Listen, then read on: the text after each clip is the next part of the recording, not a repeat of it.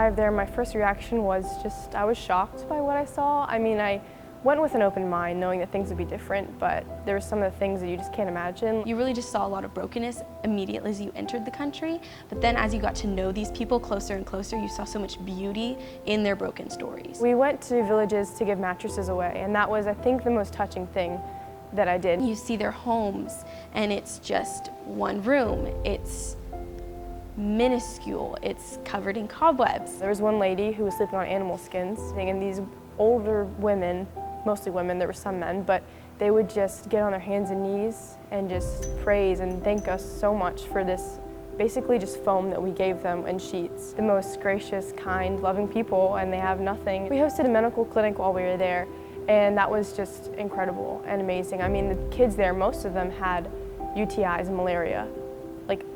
Like 75% of them had something like that. When we went to the baby house, it was, at first the babies were like just sitting there looking at us like, who are these people? Like, what are they doing? I mean, the paint was chipped off the walls and we were kind of wondering why.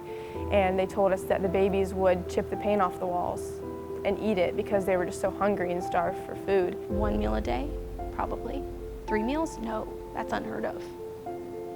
Many kids, you wake up, you go to school, you eat at dinner time. There was one girl in particular, her name was Angel, and when I first got there, I was just drawn to her. I'm not sure why, but she would just sit and she wouldn't interact with anybody. Her story was that she literally was left a week ago from when we got there. Like her dad just brought her and left her on the steps. She would sit, and then she would randomly start to cry, like hysterically, and there's nothing you could do to console her. And I just had a feeling there was something wrong, but there's nothing they could do about it, nothing we could do. And that was heartbreaking. But I remember there was one moment where she finally calmed down and she fell asleep in my arms, and that just gave me a moment to just sit and be still, and that was my favorite moment in the whole trip. I think we all desire to be loved. We all desire to be cherished and wanted. She seemed to soak in every word I said. I hope that's true. I want the best for her. At one point, towards the end, she started begging me to take her to America with me. I said I would if I could, and she dropped her head in my lap and started sobbing. I knew it was going to rip me apart to leave, and it did.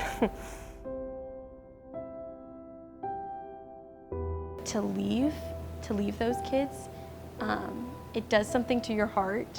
There's always a part of me that will be with those kids, whether they know it or not. The hardest part about going home, I was just driving down the road and I was just like, goodness gracious, I don't know why I'm crying right now, but these roads are so smooth and I haven't felt a smooth road in about 2 weeks. You know, I've just been bumping up against the van, and I thought,